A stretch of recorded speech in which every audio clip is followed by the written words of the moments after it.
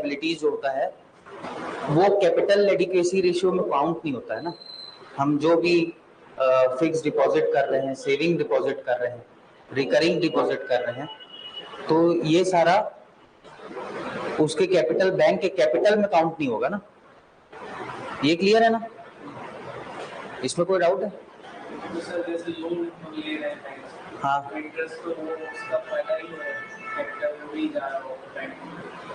हाँ, नहीं, हमारा जो डिमांड और टाइम लायबिलिटीज जो है, मतलब हम जो भी डिपॉजिट कर रहे हैं बैंक में, चाहे वो सेविंग डिपॉजिट हो या फिक्स डिपॉजिट हो, ठीक है, वो आपका बैंक का कैपिटल नहीं है। वो बैंक के पास डिपॉजिट जरूर रखे रहता है, उसको वो यूज करते हैं लेंड करने के लिए, उससे उनका इनकम या प्रॉफिट जनरेट होता है ना।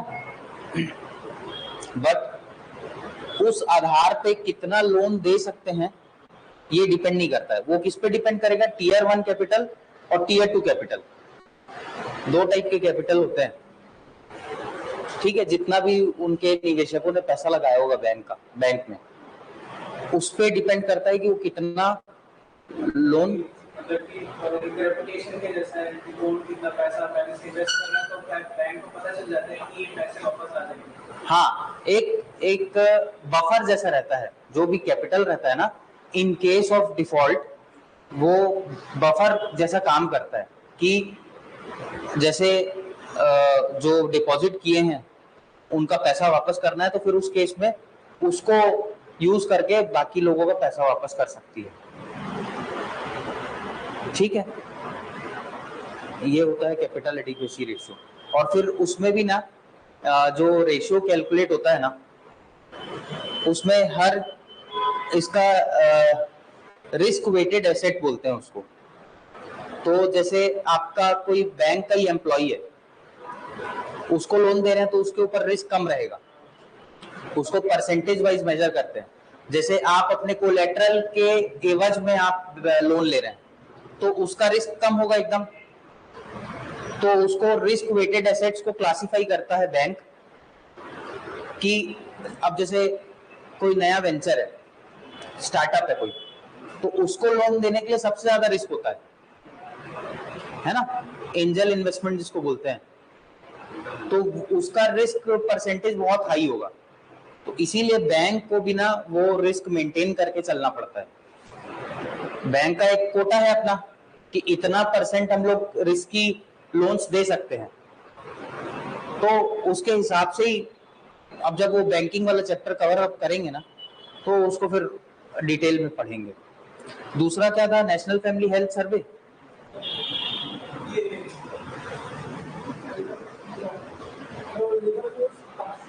हाँ, लेबर फोर्स पार्टिसिपेशन रेट बताइए।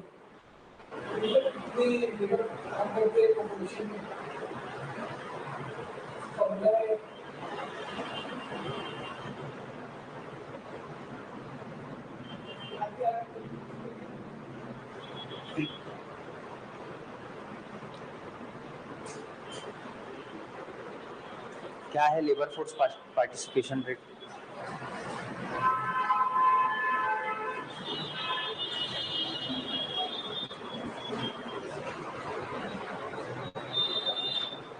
नहीं देखें क्या? चलिए ठीक है, उसको फिर से देख के आइएगा। उसके बाद एक नेशनल फैमिली हेल्थ सर्वे देखें।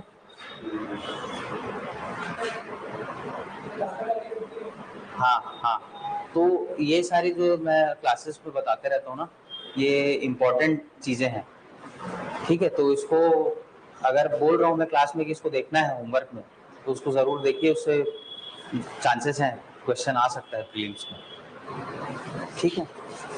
चलिए चैप्टर 2 स्टार्ट करते हैं। ये है India's medium term growth outlook. Okay, ये पीपीटी है, ठीक है। तो अब इस चैप्टर में एक रफ ओवरव्यू दे देता हूं मैं कि इस चैप्टर में इकोनॉमिक सर्वे क्या बताया गया है। इसमें 1991 से जो एलपीजी रिफॉर्म्स, उसके पहले बैलेंस ऑफ पेमेंट क्राइसिस हुआ। तो बैलेंस ऑफ पेमेंट क्राइसिस क्यों हुआ? इकोनॉमी का उसके पहले 1991 से पहले स्ट्रक्चर कैसा था, जिसके जिस स्ट्रक्चर के कारण बैलेंस ऑफ पेमेंट क्राइसिस वाली सिचुएशन आ गई। 1991 से पहले एक बहुत लो ग्रोथ रेट साइकिल में इंडियन इकोनॉमी फंसा हुआ था, ठीक है, सोशलिस्ट टाइप ऑफ इकोनॉमी जिसको बोला जाता है। हाँ, तो उसके कारण जो है बहुत लो ग्रोथ रेट साइकिल में इंडियन इकोनॉमी फंसा हुआ था, उसके कारण बैलेंस ऑफ पेमेंट क्राइसिस हुआ। उसके बाद 1991 का रिफॉर्म्स आया और वो रिफॉर्म्स कंटिन्यूसली 1991 से लेके 2002 तक चलते रहे, जिसका रिजल्ट 2003 से लगभग on an average 8% annual growth rate of GDP अपने को देखने को मिला है। 8 से लेके 2003 से लेके पूरा 8 तक के, जब तक के हाँ इकोनॉमिक स्लो डाउन नहीं आया था तब तक। तो सेम कंपैरिजन किया है इकोनॉमिक सर्वे 2014 से जो रिफॉर्म्स लाना चालू की है गवर्नमेंट, और उस 2014 से लेके 22 तक के एक कौन सा फेज हो गया, एक फेज इकोनॉमिक सर्वे बोल रहा है 1991 से लेके 2002 तक का जो भी रिफॉर्म्स गवर्नमेंट लाई, उसका रिजल्ट अपने को कब मिला, इसका रिजल्ट अपने को मिला 2003 से 2008 तक के। सेम उसी बेसिस पे इकोनॉमिक सर्वे कंपेयर कर रहा है कब से कब का टाइम पीरियड, 2014 से लेके कंटिन्यूसली रिफॉर्म्स ला रही है गवर्नमेंट 2022 तक के। तो अब इकोनॉमिक सर्वे का बोलना है कि अब 2002 के बाद जैसे यहाँ पे रिजल्ट्स थोड़ा सा डिलेड रिजल्ट्स मिले थे अपने को कुछ समय के बाद, वैसे ही अब 2023 से अपने को रिजल्ट मिलना चालू हो जाएगा आने वाले 2030 तक के, आगे आने वाले समय के, ठीक है। तो इसमें सबसे पहले शुरुआत कहां से करेंगे हम, 1991 में जो बैलेंस ऑफ पेमेंट क्राइसिस हुआ था, इसका कारण क्या था,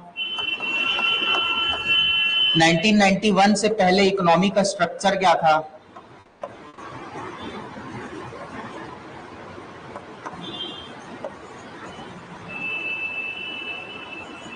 अब इस बैलेंस ऑफ पेमेंट क्राइसिस जो हुआ उसके बाद 1991 में इकोनॉमिक रिफॉर्म्स लाए गए,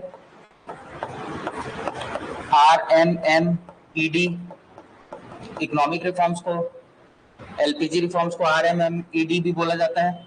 क्या होता है इसका full form, Rao Manmohan model of economic development.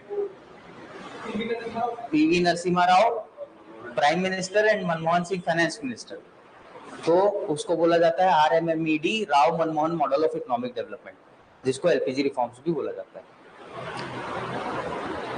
इस रिफॉर्म्स के बाद से 1991 के बाद से कंटिन्यूसली कुछ ना कुछ सेक्टर्स में कब तक 2002 तक कौन कौन से रिफॉर्म्स लाए, चाहे वो इंफ्रास्ट्रक्चर में हो, ठीक है, चाहे दूसरे किसी भी सेक्टर में जो भी रिफॉर्म्स लाए गए वो इकोनॉमिक सर्वे डील किया। सेम अब अपन स्टार्ट करेंगे कब से रिफॉर्म्स, 2014 से। एक पूरा कंपैरिजन चार्ट दिया हुआ है 2014 से 2022 तक के कौन कौन से रिफॉर्म्स लाएगा, डिजिटल इकोनॉमी के लिए क्या क्या की गवर्नमेंट, इंफ्रास्ट्रक्चर के लिए क्या क्या की गवर्नमेंट, फाइनेंशियल सेक्टर में क्या क्या रिफॉर्म्स लाए गए, ये सारी चीजें इसके अंदर देखेंगे। और उसके बाद फाइनली क्या देखेंगे कि इसका पॉजिटिव रिजल्ट अपने को 2023 से क्या क्या मिलने वाला है।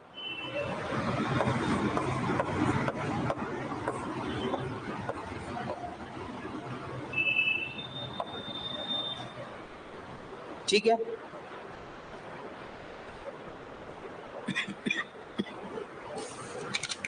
चलिए सबसे पहले अपन स्टार्ट करते हैं कि 1991 से पहले इकोनॉमी का स्ट्रक्चर क्या था।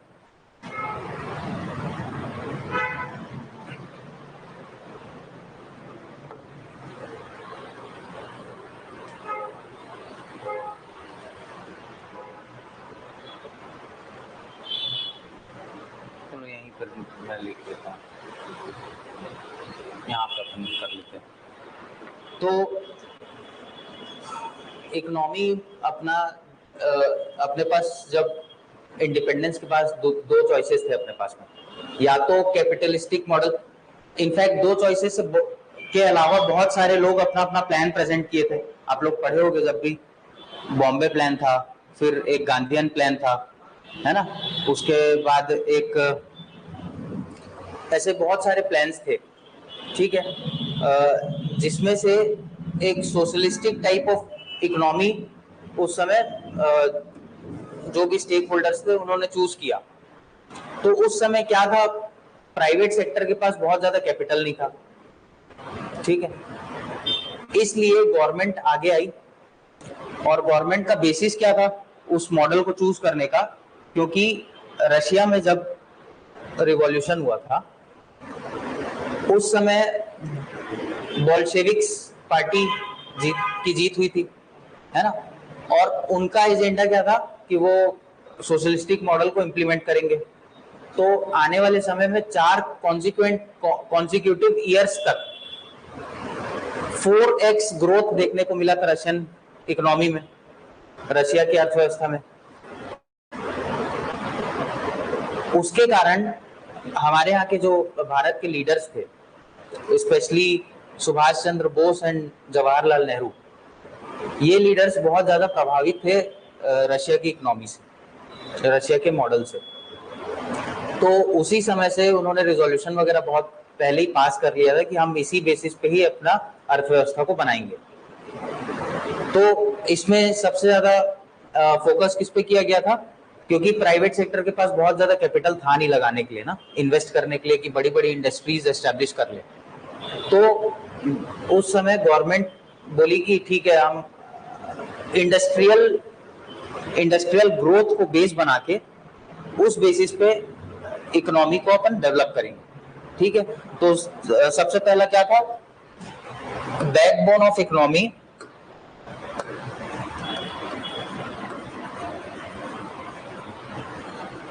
पीएसयूज हुआ करते थे।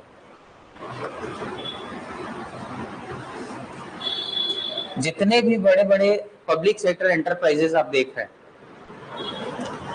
वो सारा उसी समय सेकेंड 5 ईयर प्लान, जिसको मेलानोबिस मॉडल बोला जाता है ना, सेकेंड 5 ईयर प्लान के टाइम पे ही बहुत सारे पब्लिक सेक्टर एंटरप्राइजेस आना चालू हो गए थे, एस्टेब्लिश करना चालू कर दी थी गवर्नमेंट, जिसमें से 4 मेजर पब्लिक एंटरप्राइजेस जो आप लोग पढ़े होंगे 1955 में, भिलाई स्टील प्लांट भी उसमें से एक था, है ना, राउरकेला वाला प्लांट। तो ऐसे जितने बड़े बड़े एंटरप्राइजेस थे पब्लिक सेक्टर के, वो सेकेंड 5 ईयर प्लान से एस्टेब्लिश होना स्टार्ट हो गए थे।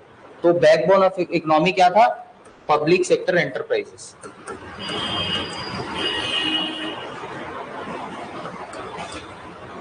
दूसरा प्लान क्या था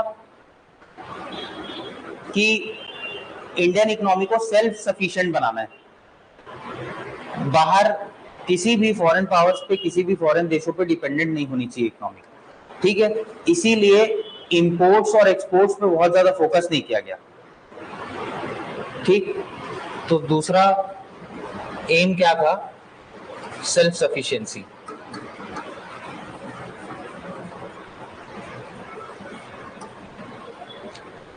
जो भी इंडियन इकोनॉमी में प्रोड्यूस होगा वही कंज्यूम भी करेंगे, लेकिन फॉरेन डिपेंडेंसी बहुत कम होनी चाहिए।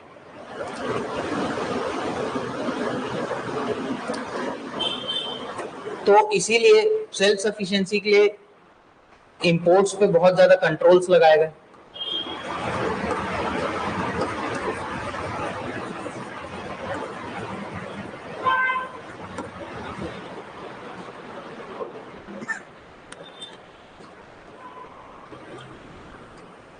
तीसरा एम क्या था, जो एक वेल्थ, किसी कैपिटलिज्म में क्या होता है कि बहुत ज्यादा कॉन्सेंट्रेशन ऑफ वेल्थ होता है, बहुत लिमिटेड नंबर ऑफ पीपल के पास, ठीक है। तो वो नहीं होना चाहिए, क्योंकि पूरा सोशलिस्टिक आइडियोलॉजी जो है वो इसी पे बेस्ड है कि कॉन्सेंट्रेशन ऑफ वेल्थ बहुत कम लोगों के पास नहीं होना चाहिए, कैपिटलिस्ट के पास। तो इसलिए क्या किया गया, no concentration of wealth.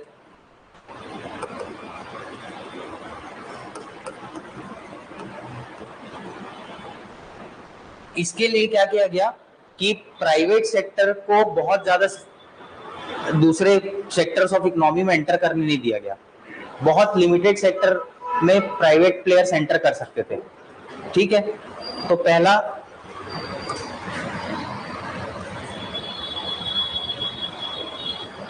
Limited entry to private sector.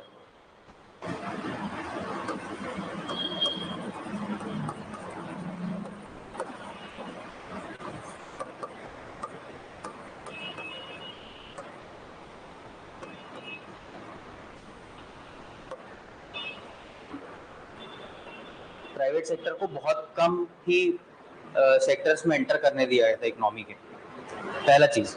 दूसरा चीज, उनके प्रोडक्शन पे भी बहुत ज्यादा लिमिट लगाई जाती थी। ठीक है,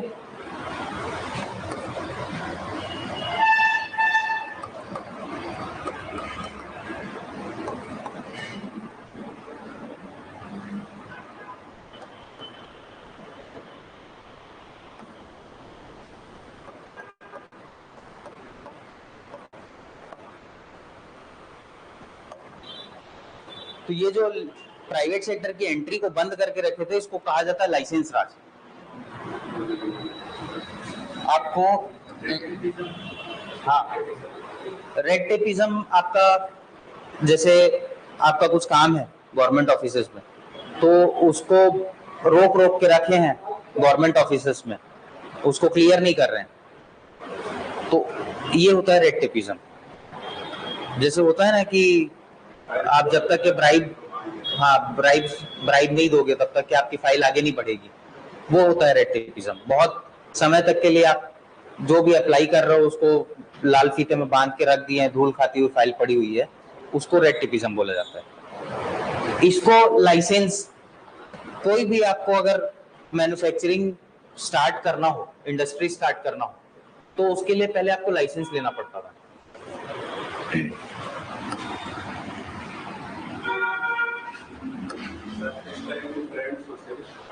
हाँ, मिक्स इकोनॉमी थी, बोलने के लिए मिक्स इकोनॉमी थी, लेकिन बहुत ग्रेटर रोल जो है वो पब्लिक सेक्टर प्ले कर रहा था और बहुत limited role private sector play कर रहा था। ठीक है, लाइसेंस राज इसलिए बोला जाता है क्योंकि आपको कुछ भी प्राइवेट कुछ प्लांट वगैरह एस्टेब्लिश करना है या कुछ भी मैन्युफैक्चरिंग यूनिट एस्टेब्लिश करना है, तो उसके लिए पहले आपको लाइसेंस लेना पड़ेगा। उसके अलावा आपको बहुत सारे गुड्स को ओन करने के लिए भी, मतलब आप अगर खरीद रहे हो तो भी उसके लिए भी लाइसेंस लेना पड़ता था। आप लोगों को शायद मालूम नहीं होगा, पहले बाईसाइकिल रखने के लिए भी एक लाइसेंस दिया करती थी गवर्नमेंट। ठीक है, तो इस तरीके से इकोनॉमी पे कंट्रोल करके, मतलब गवर्नमेंट का इकोनॉमी पे कंट्रोल बहुत ज्यादा था, कितना प्रोड्यूस करना है, ठीक है, कहाँ कहाँ पे कौन कौन से सेक्टर में एंटर होने देना है प्राइवेट प्लेयर्स को, कौन कौन से सेक्टर में नहीं एंटर होने देना है, ये बहुत ज्यादा कंट्रोल था। अब इसके कारण हुआ क्या कि एक पब्लिक सेक्टर एंटरप्राइजेस जो है वो वैसे ही उसमें प्रॉफिट मोटिव किसी का होता नहीं है ना, और प्रॉफिट मोटिव नहीं होता है तो ऑब्वियसली बहुत ज्यादा एफर्ट्स लोग लगाते नहीं, क्योंकि उनकी सैलरी फिक्स्ड होती है ना। अब काम करें चाहे ना करें, उनको सैलरी अपनी मिल रही है, जिसके कारण धीरे धीरे देखने क्या मिला कि पब्लिक सेक्टर एंटरप्राइजेस बहुत ज्यादा लॉस में आने लग गई, है ना। इंपोर्ट्स तो अपने को करना पड़ रहा था, अपन भले ही सेल्फ सफिशिएंट मॉडल डेवलप करना चाह रहे थे इकोनॉमी में, लेकिन उसके बाद भी बहुत सारे कमोडिटीज ऐसे हैं जिनको इंपोर्ट किए बिना इंडियन इकोनॉमी चल नहीं सकती, तो वो कंपलसरी कमोडिटीज हैं जिनको इंपोर्ट करना जरूरी है। अब उनका इंपोर्ट्स तो करना था, लेकिन जो फॉरेक्स रिजर्व्स अपने पास होने चाहिए एक्सपोर्ट से, आप एक्सपोर्ट करेंगे इंडियन इकोनॉमी से तभी तो आपके पास डॉलर पेमेंट्स आएगा, उसी डॉलर पेमेंट्स को यूज करके हम अपना इंपोर्ट्स करेंगे। तो आपको जब एक्सपोर्ट आपका है ही नहीं, आपके इकोनॉमी में प्रोडक्शन ही नहीं हो रहा है, तो प्रोडक्शन नहीं हो रहा है तो एक्सपोर्ट नहीं हो रहा है, एक्सपोर्ट नहीं हो रहा है तो आपके पास डॉलर्स नहीं है इंपोर्ट करने के लिए। तो धीरे धीरे करके ये सिचुएशन आ गई कि 1990 में केवल 3 महीने का फॉरेक्स रिजर्व्स बचा हुआ था। अब एक इंटरनेशनल मॉनेटरी फंड होता है, जो कोई भी इकोनॉमी ऐसी सिचुएशन में अगर फंसती है तो उसको बेल आउट पैकेज देने का काम करता है इंटरनेशनल मॉनेटरी फंड। तो 1991 में फिर हमारे को आईएमएफ का सहारा लेना पड़ा। तब फिर आईएमएफ, हाँ, world bank soft loans provide करता है इंफ्रास्ट्रक्चर डेवलपमेंट प्रोजेक्ट्स पे। सॉफ्ट लोन्स मतलब जिसका इंटरेस्ट रेट बहुत कम होता है, 1%। हाँ, इंफ्रास्ट्रक्चर डेवलपमेंट की, ठीक है। आईएमएफ का काम दूसरा है, जब भी कोई भी economy balance of payment crisis से गुजर रही है तब उस समय आईएमएफ हेल्प करता है, लेकिन अपने टर्म्स एंड कंडीशंस के साथ में।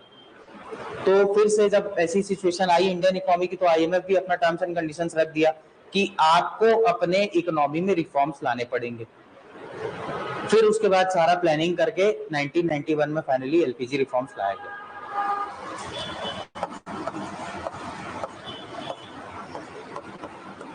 Now LPG stands for liberalization, privatization and globalization.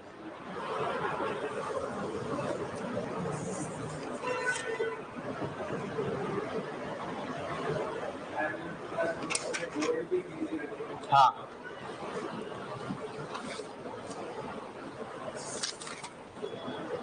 तो यहां से इकोनॉमी लिबरलाइज होना चालू हुई, liberalisation of Indian economy start हुआ।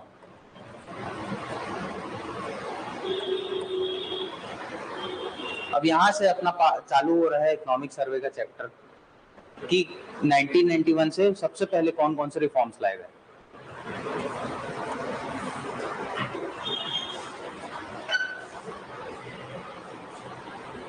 लिखना था क्या कुछ? चलो अभी आगे स्लाइड्स में, ठीक है। कंटेंट्स एक बार देख लेते हैं। Product and capital market reforms है, इसमें इनिशिएशन ऑफ रिफॉर्म्स 1991, रिफॉर्म्स की शुरुआत 1991 में हुई।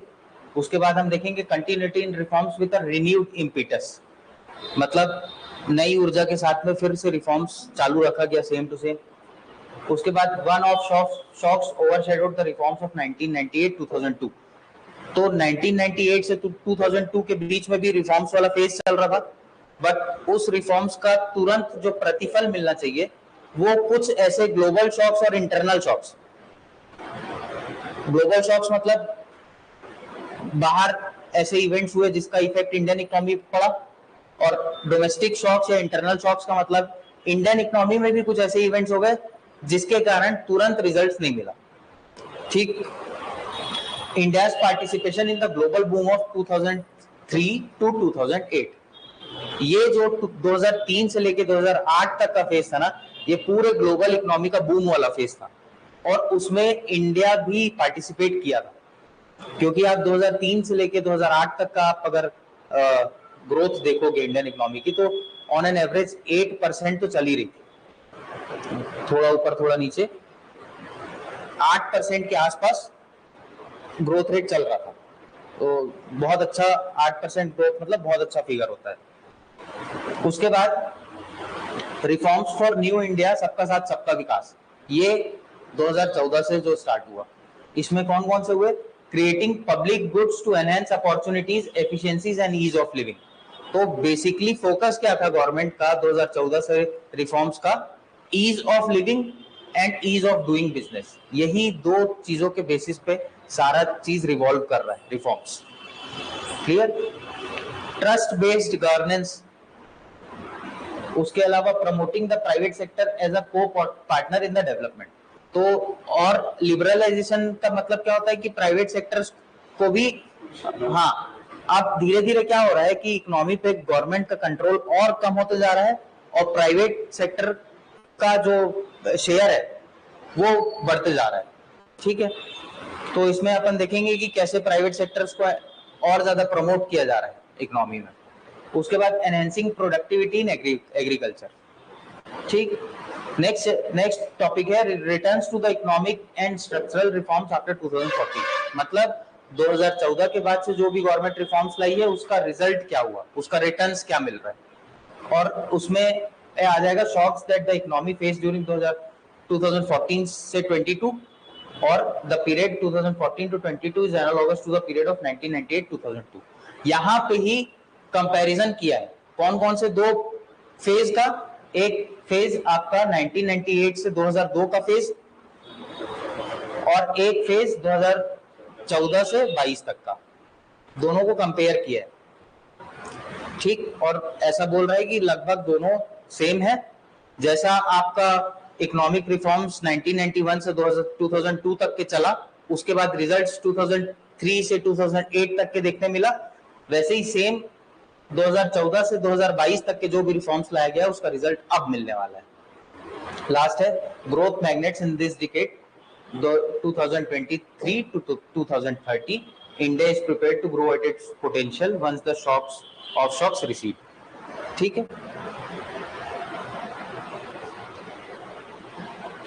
ये वही सारी चीजें हैं, reforms undertaken by the government, फिर ऑब्स्टिकल्स और फिर ग्रोथ मैग्नेट्स क्या क्या है। अभी जो 2023 से 30 तक का समय है इसमें ग्रोथ मैग्नेट्स क्या क्या है, किस आधार पर अपन बोल रहे हैं कि वृद्धि होगी भारतीय अर्थव्यवस्था की।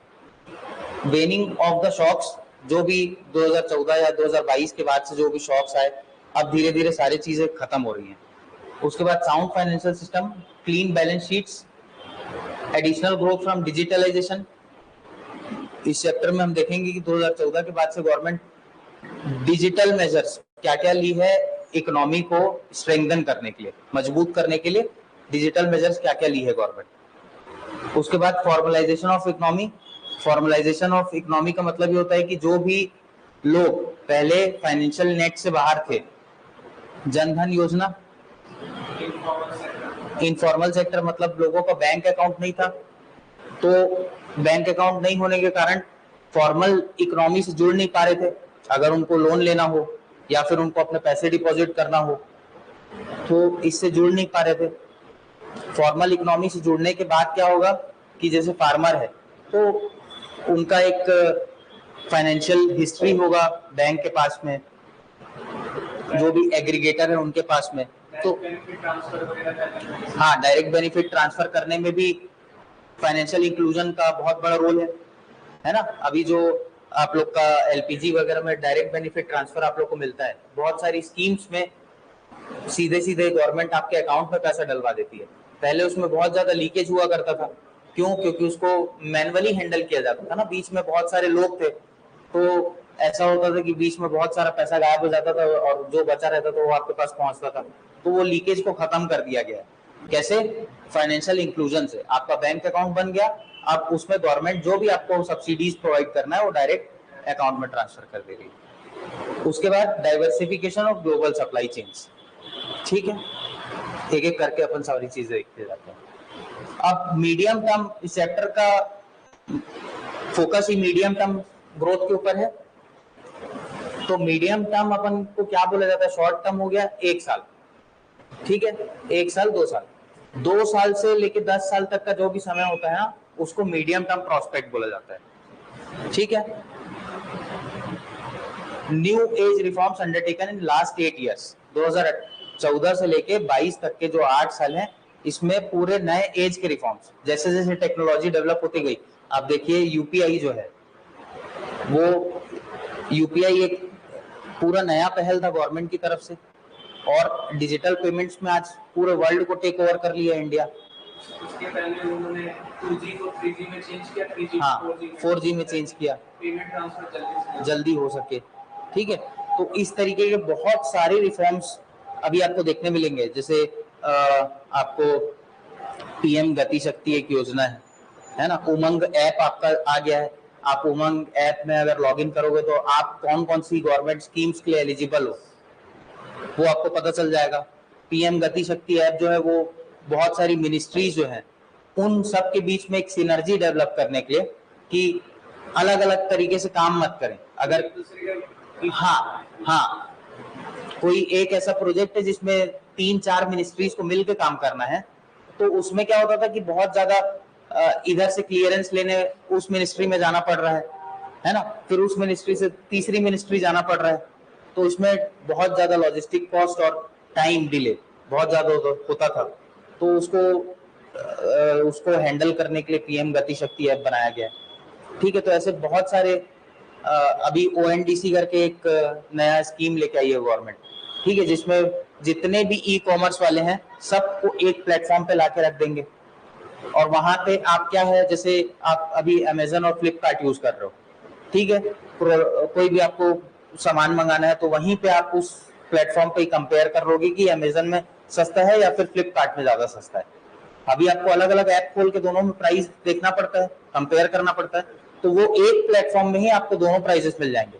और दोनों प्राइसेस क्या, उसके अलावा और भी अगर आपका नियरेस्ट कोई सेम प्रोडक्ट को नियरेस्ट स्टोर आपका कोई बेच रहा है और उन दोनों से कम प्राइस में बेच रहा है तो वो भी वहां पे लिस्टेड दिख जाएगा।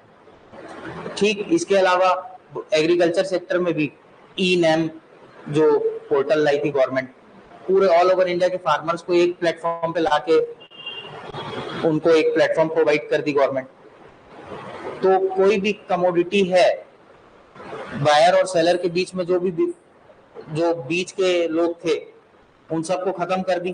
तो उससे क्या है, आप पिछले इकोनॉमिक सर्वे अगर आप पढ़ेंगे ना तो उसमें आपको पता चलेगा कि जो कॉस्ट बायर पे करता था उसका मात्र 10 to 15%, 10% मैक्सिमम जो कॉस्ट, मान लीजिए कि मैं 1 kg अगर ओनियन खरीद रहा हूं या आलू खरीद रहा हूं या कोई भी ग्रोसरी खरीद रहा हूं तो उसका 10 to 15% कॉस्ट ही पैसा फार्मर के पास तक पहुंचता था। और बाकी सब कहाँ गया, ये जो मिडिल प्लेयर्स थे ना, हाँ, इनके पास जाता था। मंडियों में बहुत ज्यादा पैसा देना पड़ता है, ट्रांसपोर्टेशन कॉस्ट अलग, फिर वहां पे बहुत सारे कमिटीज होते थे जिनको जो पैसे लिया करते थे। तो वो सारे बीच के जो प्लेयर्स थे उनको खत्म करने के लिए ई-नैम पोर्टल ले आई गवर्नमेंट, है ना। तो ऐसे बहुत सारे डिजिटल इंफ्रास्ट्रक्चर क्रिएट की है या डिजिटल रिफॉर्म्स लाई है जिसके कारण गवर्नेंस जो है वो स्ट्रांग हो रहा है और इकोनॉमी उसके कारण और स्ट्रांग हो रही है। ये इकोनॉमिक सर्वे बोल रहा है, ठीक है। गवर्नमेंट एमएसपी जो देती है तो वो भी होलसेलर्स के पास में जाता होगा, क्योंकि कॉमर्स का भी लॉस मतलब एमएसपी मिल रहा है, पहुंच नहीं पा रहा होगा। नहीं, एमएसपी तो पहुंच रहा है। अब डिजिटलाइजेशन के बाद में अब सीधे अकाउंट में मिल जाता है पैसा एमएसपी का। बोनस वगैरह भी गवर्नमेंट देते रहती है। मतलब फसलों पे जो एमएसपी मिलता है, किससे? जैसे कि गेहूं है, उसके ऊपर में जो एमएसपी देती है, हाँ, वो पहुंच रहा है, फार्मर्स तक पहुंचता है वो मिनिमम सपोर्ट प्राइस। बीच में है कुछ लीकेजेस, लेकिन पहले के कंपैरिजन में अब बेटर पिक्चर है। इसलिए आरबीआई डब्ल्यूपीआई पे कैलकुलेट नहीं करती है, सीपीआई पे कैलकुलेट करती है, तो उसको भी लगता है कि कहीं ना कहीं कुछ लीकेज होता है, एक्यूरेसी का डेटा नहीं है। हाँ, इस वजह से सीपीआई पे कैलकुलेट करती है।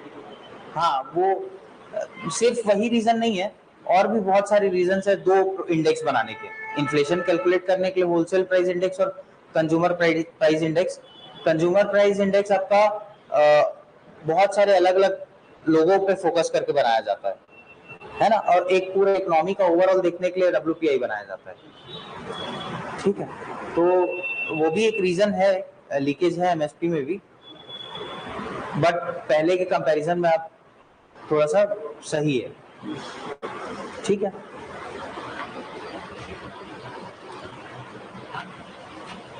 यूज ऑफ डिजिटल टेक्नोलॉजी,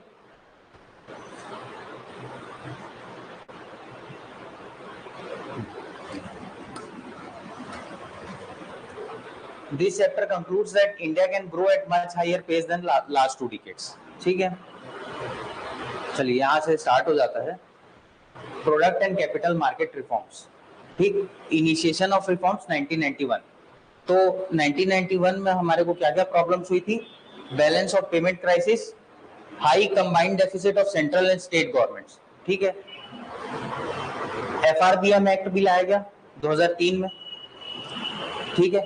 तो वो क्यों लाया गया? क्योंकि बहुत ज्यादा डेफिसिट इंकर कर रहे थे स्टेट और सेंट्रल गवर्नमेंट दोनों, मतलब आपका जितना इनकम नहीं है उससे ज्यादा आप खर्चा कर रहे हो, तो डेफिसिट होता है।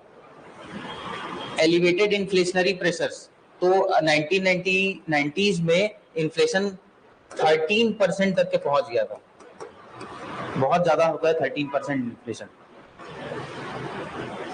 Large and unsustainable current account deficit, क्यों? क्योंकि प्रोडक्ट्स का मैन्युफैक्चर हो नहीं रहा था इकोनॉमी में, लेकिन फिर भी इंपोर्ट्स बहुत ज्यादा थे, तो जिसके कारण बहुत ज्यादा करंट अकाउंट डेफिसिट हो रहा था। ये सारे क्या थे? प्रॉब्लम्स थे इकोनॉमी में। उनका सॉल्यूशन कैसे लाया गया? ये सारे रिफॉर्म्स लेके। Trade and investments were liberalised, ठीक है। हालांकि इन्वेस्टमेंट जो है वो 1990 के थोड़ा सा पहले से गवर्नमेंट चालू कर दी थी उसको लिबरलाइज करना, ठीक है। तो आप लोग देखेंगे कोका कोला जो कंपनी है वो पहले आ चुकी थी इंदिरा गांधी गवर्नमेंट के टाइम पे, बट फिर जब जेपी गवर्नमेंट फॉर्म हुई तो फिर से उसको इंडिया से निकाल दिए, ठीक है। तो लिबरलाइजेशन वाला प्रोसेस जो है वो धीरे धीरे धीमे स्तर पे चालू हो चुका था 1980s के टाइम से, ठीक है। बट मेजरली कब से चालू हुआ? 1991 के बाद से। Import licensing on almost all intermediate inputs and capital goods was remove, ठीक है। इंटरमीडिएट गुड्स मतलब आपके दूसरे किसी प्रोडक्ट को मैन्युफैक्चर करने के लिए जो गुड्स की आवश्यकता होती है उसको इंटरमीडिएट गुड्स बोला जाता है, ठीक। The entry restrictions for firms were simplified, मतलब अब प्राइवेट सेक्टर जो प्राइवेट कंपनीज की एंट्री जो है वो उसको लिबरलाइज कर दी गवर्नमेंट। उसके बाद encourage the entry for private sector firms bye ending the public sector monopoly in many sectors. तो पहले पब्लिक सेक्टर मोनोपोली थी, मोनोपोली मतलब कंपटीशन नहीं होना और कोई दूसरा कॉम्पिटिटर नहीं, दूसरा ऑप्शन नहीं रहता है मार्केट में, तो उस स्थिति को मोनोपोली बोला जाता है, ठीक है। तो गवर्नमेंट कई सारे सेक्टर्स में मोनोपोली खत्म की और उसमें प्राइवेट सेक्टर प्लेयर्स को की एंट्री चालू कर दी। Initiating the automatic approval policy for FDI up to 51%, ठीक है।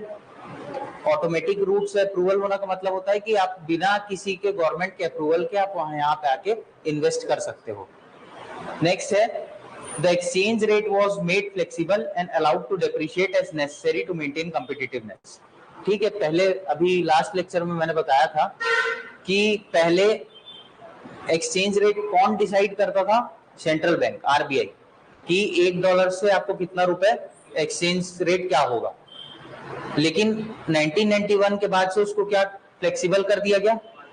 हाँ, मार्केट बेस्ड हो गया। अब वो यूएस डॉलर और इंडियन रुपीस के डिमांड और सप्लाई के हिसाब से, मांग और पूर्ति के हिसाब से वो फ्लक्चुएट होता है, थोड़ा सा मैनिपुलेट करती है आरबीआई, बताया था मैं।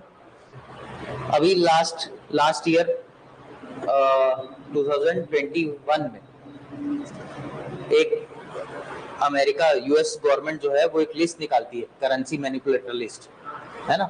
उसमें हाँ चाइना तो है ही, चाइना तो करता ही है, हाँ।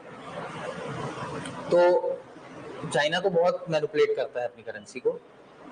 इंडिया का भी नाम उसमें डाल दिया गया था, ठीक है। तो 2003 के बाद से पहली बार अभी 2022 या 21 में उस लिस्ट में इंडिया का नाम डाला गया था, ठीक है। तो करेंसी मैनिपुलेशन करती है आरबीआई, बट बहुत ज्यादा नहीं करती है, ठीक है। थोड़ा बहुत अपने कितना डेप्रिसिएशन होना चाहिए उसको लिमिट पे रखने के लिए थोड़ा सा मैनिपुलेट करती है। कैसे करती है? मार्केट में डॉलर्स इन्वेस्ट करती है, हाँ, डॉलर्स पीस लेती है, बिल्स वगैरह या गवर्नमेंट सिक्योरिटीज, हाँ। डिमांड और सप्लाई वाला है, लास्ट क्लास में बताया था। द एक्सचेंज ये वाला हो गया। The rupee was made fully convertible on the current account and partially on the capital account. ये वाला भी लास्ट क्लास में डिस्कस कर लिए थे। करंट अकाउंट पे फुल्ली कन्वर्टिबल है, आप जितना भी यूएस डॉलर लेके जाओगे उतना आपको इंडियन रुपीस मिल जाएगा करंट अकाउंट पे, लेकिन कैपिटल अकाउंट पे पूरा कन्वर्ट नहीं होता, ठीक, क्लियर। अब जो रिफॉर्म्स हुए उसका पॉजिटिव इम्पैक्ट क्या हुआ? तो the real growth went from an average of 5.5% during 1980s to 6.3% from 93 to 2000, ठीक है, जैसे ही आपका 1991 का रिफॉर्म्स हुआ, ठीक उसके 2 साल के बाद मतलब फाइनेंशियल ईयर 1993 से आपको ग्रोथ रेट में इंप्रूवमेंट दिखने लग गया। जो ग्रोथ रेट पहले 5.5% था वो बढ़ के अब एवरेज 6.3% हो गया। Trade liberalisation had a visible effect on external trade as the total goods and services trade to GDP ratio from 7.2% in 1990 to 30.6% in 2000। अब ट्रेड टू जीडीपी रेशियो से ही हमारे को ये पता चलता है कि ट्रेड के कारण कितना जीडीपी ग्रो हो रहा है। ट्रेड अपॉन जीडीपी,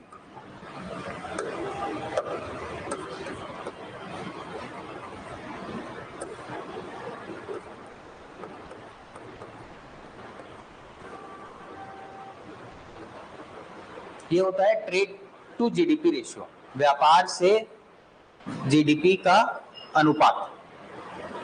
अब इससे क्या पता चलेगा कि आपका ट्रेड का वॉल्यूम कितना है और जीडीपी कितना है, मॉनेटरी वैल्यू रुपीज में।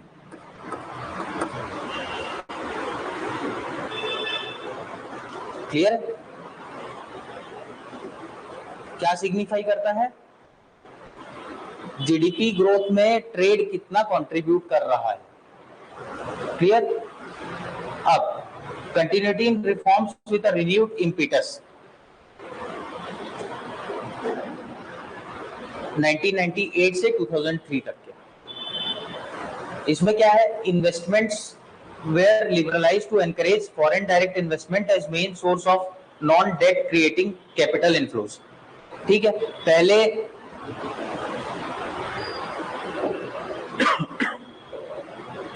पहले कैपिटल कहां से लाया जाता था? गवर्नमेंट डेट लेती थी ना, कहीं से उधार ले रही है, तभी आपका कैपिटल आता था। ठीक है, अभी जैसे हमारा करंट अकाउंट डेफिसिट होता है तो उसको कवर कहां से करते हैं? कैपिटल अकाउंट से करते हैं। कैपिटल अकाउंट में क्या आता है? फॉरेन से इन्वेस्टमेंट आता है, फॉरेन से इन्वेस्टमेंट आता है यूएस डॉलर में, तो अपना जो इधर ट्रेड में जो भी घाटा हो रहा है करंट अकाउंट डेफिसिट, तो उसको कवर कहां से करते हैं? कैपिटल अकाउंट से उठा के इधर का पेमेंट जो भी देना रहता है वो वहां से उठा के दे देते हैं। तो non debt creating capital inflows कहां से आया? कैपिटल अकाउंट से। क्लियर?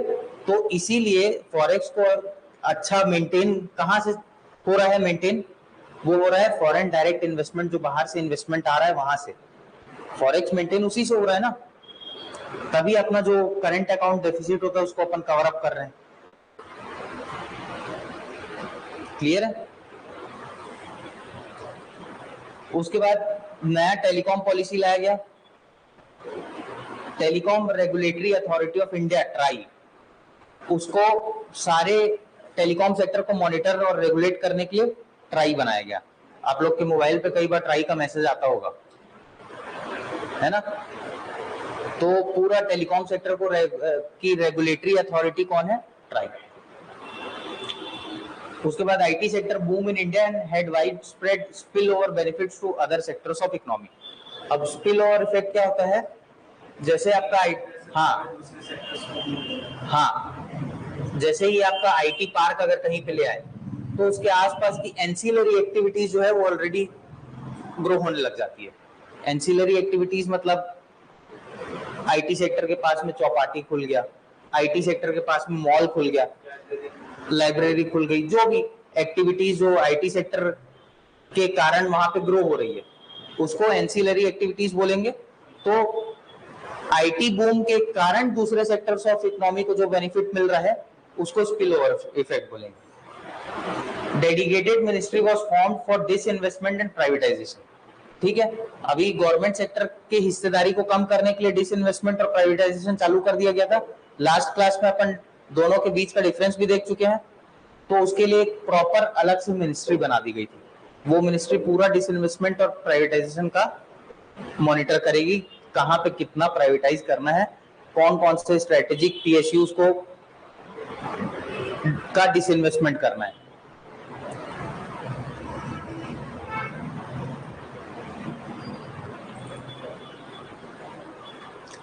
लास्ट क्लास में कैपिटल एक्सपेंडिचर जब पढ़ रहे थे तो कैपिटल एक्सपेंडिचर पढ़ाते समय बताया था कि इतना जो कैपिटल एक्सपेंडिचर गवर्नमेंट कर रही है वो कहां से आ रहा है? वो इन सब पीएसयूज के डिसइन्वेस्टमेंट से ही उस पैसे को खर्च किया जा रहा है वापस से इंडियन इकोनॉमी में।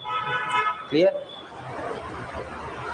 कौन कौन से पहले? मारुति उद्योग, हिंदुस्तान जिंक, भारत एल्युमिनियम, विदेश संचार निगम लिमिटेड, ये सारे पीएसयूज का डिसइन्वेस्टमेंट गवर्नमेंट करना चालू करती है 1998 से 2003 के बीच में। और वैसे भी जो राइट विंग की गवर्नमेंट्स होती है ना, राइट विंग और लेफ्ट विंग मतलब समझते हैं क्या? राइट विंग और लेफ्ट विंग आइडियोलॉजी, हाँ, तो राइट विंग वाली गवर्नमेंट जो होती है ना वो थोड़ा सा लिबरलाइज होती है, मतलब इकोनॉमी को और कैसे प्राइवेटाइज किया जाए, है ना, इस पे ज्यादा फोकस रहता है। तो 1998 से 2003 के बीच में भी एनडीए गवर्नमेंट थी, अभी भी एनडीए गवर्नमेंट है, तो दोनों की आइडियोलॉजी सेम कि प्राइवेट सेक्टर को कैसे ज्यादा प्रमोट किया जाए, है ना। तो एक कॉम्पिटिटिव एग्जाम्स की तैयारी करने वाले लोगों के लिए लॉस ये रहता है कि जब एनडीए गवर्नमेंट आती है तो वैकेंसीज थोड़ी सी कम हो जाती है। क्यों? क्योंकि मर्ज करना चालू कर देते हैं ना, जो 40+ मिनिस्ट्रीज कांग्रेस गवर्नमेंट के टाइम पे थी, उसको कम करके मर्ज करके बहुत सारी मिनिस्ट्रीज को, अब मिनिस्ट्रीज कम हो रही है तो ऑब्वियसली उसमें जो, हाँ, उसमें जो पर्सनल काम कर रहे हैं वो भी कम होंगे, तो रिक्वायरमेंट कम होगी, रिक्वायरमेंट कम होगी तो वैकेंसीज कम आएंगी। ठीक है, तो पहले से ही right wing governments all over the world का फोकस यही रहता है कि हम कैसे प्राइवेट सेक्टर को प्रमोट करें।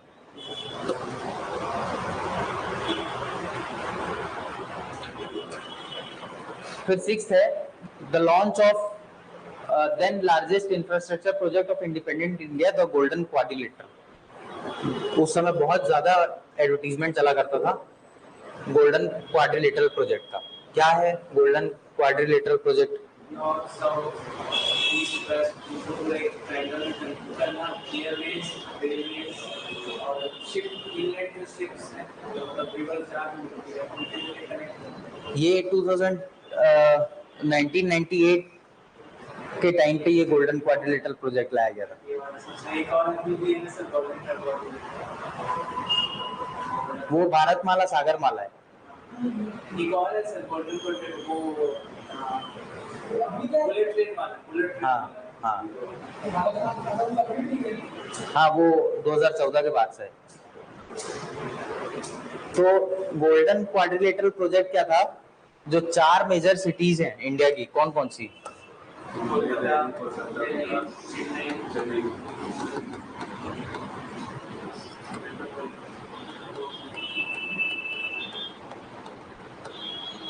मुंबई एंड चेन्नई, ये चारों सिटीज को कनेक्ट करने का प्रोजेक्ट था गोल्डन क्वाड्रिलेटरल प्रोजेक्ट। ये उस समय का सबसे बड़ा इंफ्रास्ट्रक्चर प्रोजेक्ट था।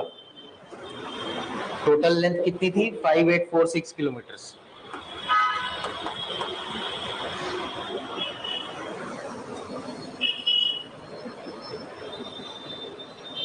ऑब्जेक्टिव क्या था? इकोनॉमिक, एग्रीकल्चरल और कल्चरल सेंटर्स को कनेक्ट करने के लिए कनेक्टिविटी।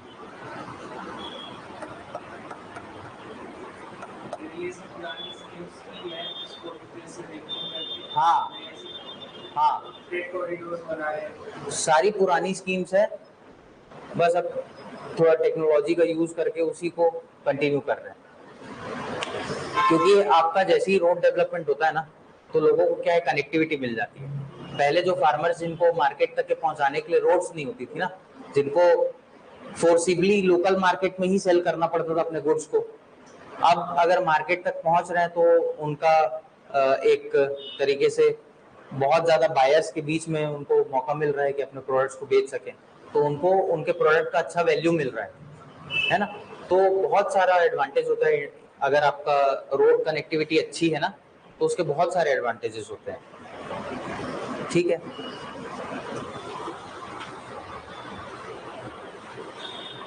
नेक्स्ट है the fiscal responsibility and budget management act was passed. तो FRBM एक्ट एक बहुत बड़ा ब्रेक थ्रू था। ठीक है, पहले क्या होता था कि गवर्नमेंट लिमिटलेस एक्सपेंडिचर करती थी, भले ही चाहे वो बोरो करके एक्सपेंड कर रही हो, स्पेंड कर रही हो, लेकिन खर्चा करती थी, उधार लेके खर्चा करती थी, लेकिन करती थी। तो उससे क्या होता था कि जो डेफिसिट है वो बहुत ज्यादा 6% 8% हो जाता था। ठीक है, तो एक तरीके से अगर डेफिसिट बहुत ज्यादा होता है ना गवर्नमेंट का, तो इन्वेस्टर्स का कॉन्फिडेंस नहीं रहता है फिर गवर्नमेंट पे। ठीक है, उसी डेफिसिट को कम करने के लिए fiscal responsibility and budget management act 2003 में लाया गया था। ठीक है, जिसमें आपके फिस्कल डेफिसिट का टारगेट क्या रखा गया था, 3%।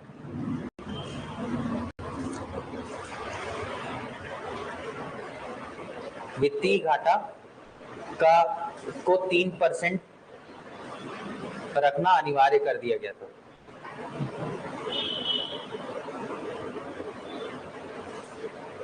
Clear? The deregulation of interest rates. Deregulation of interest rates का मतलब ये है कि इंटरेस्ट रेट जो है उसको दूसरे बैंक्स को एंट्री मिल गई, तो अब जो पब्लिक सेक्टर बैंक है उसकी मोनोपोली खत्म हो गई और कंपटीशन हो गया। डीरेगुलेशन ऑफ इंटरेस्ट रेट का मतलब वही है कि मार्केट के बेसिस पे आपको इंटरेस्ट रेट रखना है। ठीक है, उसी को बोलते हैं डीरेगुलेशन ऑफ इंटरेस्ट रेट्स। उसके बाद securitisation and SARFAESI and reconstruction of financial assets and enforcement of security interest rate, बहुत लंबा चौड़ा नाम है। ये केवल इसलिए लाया गया था कि पहले अगर कोई व्यक्ति कोलेटरल रखवाया है अपना, लोन लेने के लिए आप अगर जैसे अपने जमीन के कागज रखवा रहे हैं, ठीक है, अगर आप अपने लोन में डिफॉल्ट कर दिए तो बैंक को अगर आपकी प्रॉपर्टी को सेल आउट करके अपना पैसा वापस निकालना है तो उसके लिए पहले कोर्ट जाना पड़ता था। तो अब उस प्रोसीजर को सिंपल बनाने के लिए कि बिना कोर्ट जाए बैंक उस प्रॉपर्टी को कुर्क कर लेगी, उस प्रॉपर्टी को बेच सकती है और उससे अपना पैसा वापस निकाल सकती है, इसी के लिए लाया गया था सरफाइसी। ठीक है,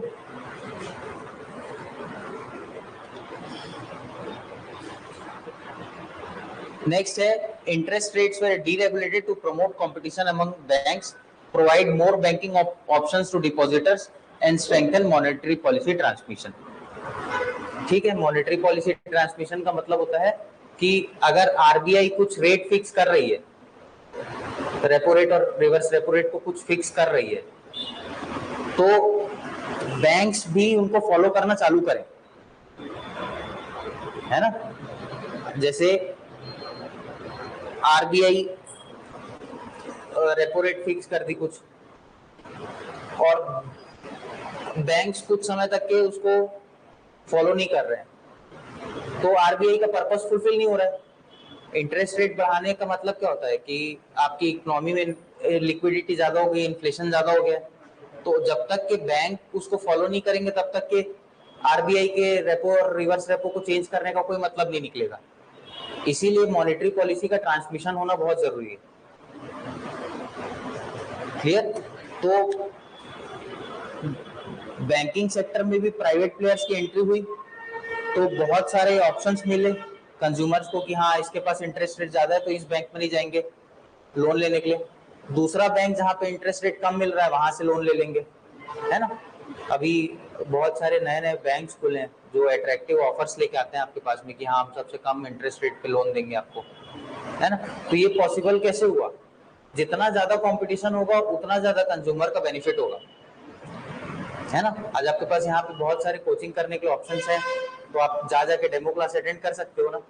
अगर मोनोपोली होती, एक ही इंस्टीट्यूट होता तो आपको लेना वहीं पड़ता, चाहे कोई कैसा भी पढ़ा रहा हो, है ना। आज आपके पास ऑप्शन है तो आपको कहीं पे नहीं पसंद आ रहा है तो आप जाके वहां से दूसरी जगह ज्वाइन कर सकते हो। तो कंपटीशन का हमेशा बेनिफिट कंज्यूमर को मिलता है, और वही इंटरेस्ट रेट के साथ में भी हुआ। जब आपके और ज्यादा मार्केट में कॉम्पिटिटर्स आ गए तो उसके कारण ऑटोमेटिकली इंटरेस्ट रेट्स कम होने लग गए लोन के लिए। हाँ, दोनों थे। क्लियर?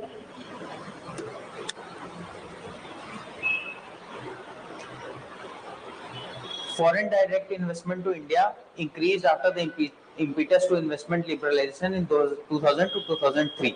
2000 से 2003 के बीच जो भी लिबरलाइजेशन किया गया, मैं बताया अभी राइट विंग गवर्नमेंट जैसी आएगी वैसे ही प्राइवेट सेक्टर को प्रमोट करना चालू करेगी। तो उस समय अटल बिहारी वाजपेयी जी की गवर्नमेंट थी, एनडीए, तो उस समय वो वाली भी गवर्नमेंट लिबरलाइजेशन पे ध्यान दी। उसके कारण क्या हुआ आप देखिए, जैसे ये रिफॉर्म्स जो लाया गया उसका रिजल्ट अपने को मिलना चालू हुआ। देखिए 2006, 2007, 2008, 2009 कंटिन्यूअस ग्रोथ हुआ है फॉरेन डायरेक्ट इन्वेस्टमेंट में। Clear? Gross fiscal deficit centre and states combined percentage of GDP. तो एफआरबीएम एक्ट अपना कब लाया गया? 2003 में। 2003 के बाद से आप देखिए कि फिस्कल डेफिसिट, ये देखिए ये है 2003, और इसके बाद से आपका कंटिन्यूअसली फिस्कल डेफिसिट कम होना चालू हो गया। 2008 में फिर थोड़ा सा रिलैक्सेशन दिए थे क्योंकि स्लो डाउन आ गया था, तो वहां पे फिर रिलैक्सेशन दिए थे कि अगर आप 3% मार्क को नहीं भी रीच कर पा रहे हो तो कुछ समय तक के लिए आप रिलैक्स हो। ठीक है। इसके बाद growth in non food credit by scheduled commercial banks. Non food credit का मतलब होता है कि एग्रीकल्चर में इन्वेस्ट करने के अलावा जो क्रेडिट होता है, फर्टिलाइजर के लिए नहीं, सीड्स के लिए नहीं, उसके अलावा जो, जैसे कोई फार्मर अपना हाउस परचेज करने के लिए लोन ले रहा है तो उसको नॉन फूड क्रेडिट बोला जाएगा। ठीक, नॉन, समझ में? आपका अगर एग्रीकल्चर में इनपुट करने के लिए अगर आप नहीं ले रहे हो क्रेडिट, तो उसके अलावा जो भी लोन आप ले रहे हो वो सब नॉन फूड क्रेडिट में आ जाएगा।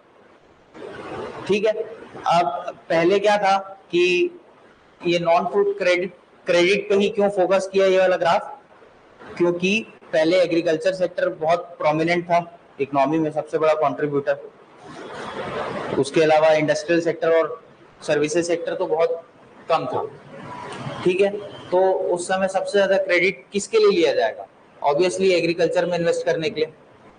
तो आप देखिए यहाँ पे 97 के बाद से नॉन फूड क्रेडिट का ग्रोथ यहाँ पे 2003 से लेके 2009 के बीच में बहुत ज्यादा हो। ठीक है। Credit growth due to deregulation of interest rate and realisation of stuck capital through SARFAESI act. दो एडवांटेज मिला अपने को, एक कॉम्पिटिटिव इंटरेस्ट रेट मिला, तो प्राइवेट सेक्टर जो है वो लोन बहुत ज्यादा क्रेडिट ग्रोथ हुआ इकोनॉमी में। ठीक, किसके कारण? डीरेगुलेशन ऑफ इंटरेस्ट रेट के कारण। उसके अलावा सरफाइसी एक्ट के कारण जो कैपिटल फंसा रहता था, अब क्या है, अगर मान लो आपको कोर्ट का प्रोसीजर आप जानते हो बहुत लंबा चलता है, तो बैंक बैठी है कि मेरा जो पैसा, बैंक तो अपना पैसा लोन दे चुकी है जिसको वो बंदा अगला वापस नहीं कर रहा है, तो बैंक का कैपिटल फंसा हुआ है, ना वो जमीन बेच पा रही है, उसका कोलेटरल भी रखा हुआ है और उसका बैंक का कैपिटल वो लेके चला भी गया है, वो वापस नहीं कर रहा है। तो दोनों तरीके से बैंक फंसी हुई है। तो जब तक के बैंक के पास कैपिटल नहीं होगा तब तक के बैंक क्रेडिट नहीं दे पाएगी, और क्रेडिट नहीं दे पाएगी तब तक के, मान लो अगर मेरे को अपने इंडस्ट्री में इन्वेस्ट करना है तो मेरे को पैसा नहीं मिला और मैं इन्वेस्ट नहीं किया तो मेरा जो मैन्युफैक्चरिंग है वो नहीं बढ़ा, और मैन्युफैक्चरिंग नहीं बढ़ा मतलब जीडीपी नहीं बढ़ी। क्लियर? तो सरफाइसी एक्ट लाने का कारण यही था कि जल्दी जल्दी कैपिटल फ्री हो जाए और फिर से उसको इकोनॉमी में इंजेक्ट कर सके।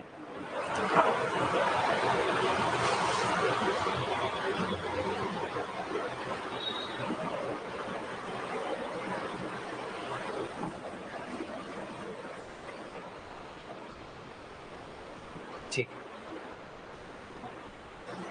अब इकोनॉमिक सर्वे बोलता है कि 1998 से 2002 के बीच में जो भी रिफॉर्म्स लाए गए उसका रिजल्ट तुरंत देखने के लिए नहीं मिला। उसका दो कारण था, एक ग्लोबल फैक्टर और दूसरा एक इंटरनल फैक्टर। ठीक, तो इंटरनल फैक्टर क्या था कि 1999 में न्यूक्लियर टेस्ट हुआ था, 1999 में 98 में न्यूक्लियर टेस्ट हुआ, तो उसके बाद अमेरिका यूएस जो है, यूएस गवर्नमेंट सैंक्शंस लगा दी इंडियन इकोनॉमी के ऊपर। ठीक, तो पहला फैक्टर क्या था? Global shock, sorry internal shock. दूसरा था 2 कॉन्जिक्यूटिव ड्राउट्स, मतलब सूखा पड़ा था।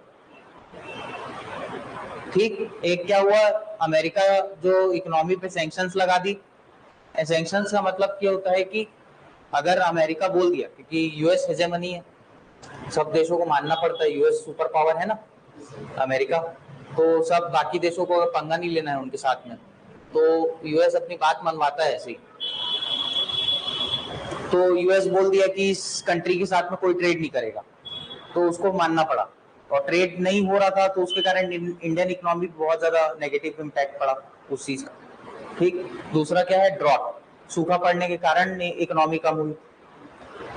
2 ग्लोबल कारण जिसका नेगेटिव इम्पैक्ट इंडियन इकोनॉमी पड़ा।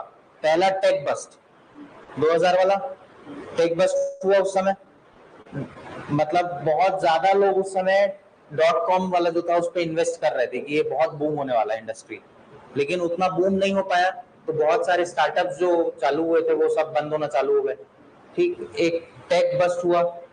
उसके अलावा 9/11 अटैक वर्ल्ड ट्रेड सेंटर पे, तो उसका भी, हाँ उसका भी इंडियन इकोनॉमी पे नेगेटिव इम्पैक्ट पड़ा। ठीक है, ये वही लिखा हुआ है कि न्यूक्लियर टेस्ट के बाद जो सैंक्शंस इंपोज किया, उसके कारण जो कैपिटल इंडिया में आता था फॉरेन डायरेक्ट इन्वेस्टमेंट के रूप में, वो नहीं आया। तो अगर वो नहीं किए होते और एफडीआई आता रहता, तो ग्रोथ अपना दिखता उस समय, लेकिन इस वजह से उस समय तुरंत ग्रोथ नहीं दिख पाया। लेकिन हमारी जो पॉलिसीज बनी है ना, देखो क्या हुआ कि ना, पहले ऐसा यूएस का मानना ऐसा था कि इंडिया बड़ी कंट्री है और पाकिस्तान छोटी कंट्री है। तो एक जो स्टीरियोटाइप होता है ना, आज भी जैसे अपने यहाँ आईपीसी, बिग ब्रदर सिंड्रोम, हाँ, तो आपका एक बड़ी गाड़ी और एक छोटी गाड़ी में अगर टक्कर होती है, तो बाई डिफॉल्ट ये समझा जाता है कि बड़ी गाड़ी की गलती है। क्लियर है ना? वैसे ही एक स्टीरियोटाइप अमेरिका लेके चलता था कि बड़ा देश है इंडिया, छोटा देश है पाकिस्तान, तो हमेशा अगर गलती कर रहा होगा तो वो इंडिया कर रहा होगा, इंडिया ही इसको पाकिस्तान को सप्रेस कर रहा है। जब वर्ल्ड ट्रेड सेंटर का अटैक हुआ ना, तब उसके बाद रियल सिनारियो समझ में आने लगा कि पाकिस्तान की सॉइल में ही टेररिज्म फलता फूलता है ना। उसके बाद से मतलब उनका जो रवैया है, जो फॉरेन पॉलिसी अप्रोच है, वो धीरे धीरे समझ में आने लगा कि पाकिस्तान एक्चुअल में है क्या। ठीक है, तो उसके कारण भी बेनिफिट बाद में मिला, जो उस समय मिलना चाहिए था वो तुरंत नहीं मिला। जो इंडियन गवर्नमेंट लिबरलाइज्ड पॉलिसीज बनाई थी एफडीआई के लिए, तो उसका जो तुरंत बेनिफिट मिलना चाहिए था वो उस समय नहीं मिला, डिलेड मिला। ठीक, the period between 2000 and 2002 also witnessed 2 successive droughts. These domestic shocks were accompanied by heightened global uncertainties resulting from the end of a tech boom and 9/11 attacks. Monthly foreign direct investment came down 1998. 1998 में nuclear test हुआ, तो FDI आप देखिए अप्रैल 97 से अगस्त 98 के बीच में पूरा dip हुआ है। ठीक, इसके अलावा क्या है, trends in Nasdaq composite index, .com bubble crisis, जो .com टेक बस्ट हुआ, उसके कारण जो नास्डैक अमेरिका का जैसे स्टॉक का वो है, स्टॉक मार्केट इंडेक्स होता है, वो नास्डैक वाला कंपोजिट इंडेक्स है, वो डिप हुआ। क्लियर है? ठीक, और अमेरिका पे अगर किसी चीज का इफेक्ट पड़ रहा है, अभी जैसे अपन सिंक्रोनस मॉनेटरी पॉलिसी टाइटनिंग देखे ना, तो वहां का फेडरल बैंक अपना पॉलिसी रेट्स बढ़ाया, जिसके कारण वर्ल्ड ओवर सारे बैंकों को अपना पॉलिसी रेट्स बढ़ाना पड़ा। वैसे ही वहां का स्टॉक मार्केट अगर क्रैश होगा तो उसका कुछ ना कुछ इम्पैक्ट सारे जगह पे पड़ेगा, क्योंकि फंड्स वगैरह सारा कुछ इन्फ्लुएंस होता है यूएस डॉलर से, ठीक है। हाँ,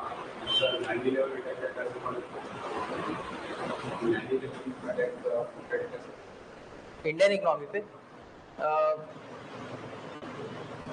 इनडायरेक्ट असर पड़ा क्योंकि जो यूएस का वो अफगानिस्तान में आ गया और वहाँ पे जितने भी ऑयल प्रोड्यूसिंग कंट्रीज हैं वो लोग एज अ शो करने के लिए कि हम लोग अफगानिस्तान के साथ खड़े हैं या ईरान वगैरह के साथ खड़े हैं, हाँ। तो अपना रेट बढ़ा दिए और क्योंकि वो रेट बढ़ा दिए तो उसका हम लोग पूरे डिपेंडेंट उस टाइम पे, हाँ। क्योंकि हमारे पास तो कोई ऑप्शन नहीं था, रशिया नहीं था। हाँ। अभी ज़्यादातर जो ऑयल है वो रशिया से आ रहा है तो हम लोग तो डिपेंडेंसी कम हो गई है। हाँ, उस समय ज़्यादा उसका रिपरकशन हो जाता है। एयरलाइंस को भी बैन किए बहुत सारे, ठीक है। उसको सर्च करना, मैं भी सर्च करूंगा, उसका क्या डायरेक्ट इम्पैक्ट पड़ा इंडियन इकोनॉमी पे, वो देख के बताऊंगा, ठीक है।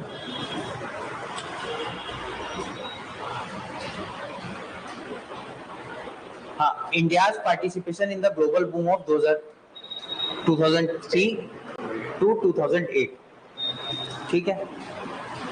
सारा रिफॉर्म्स अपन देख चुके हैं 1991 से लेके, उसके बाद 1998 से 2002 के बीच में सब प्रकार का रिफॉर्म्स अपन देख लिए।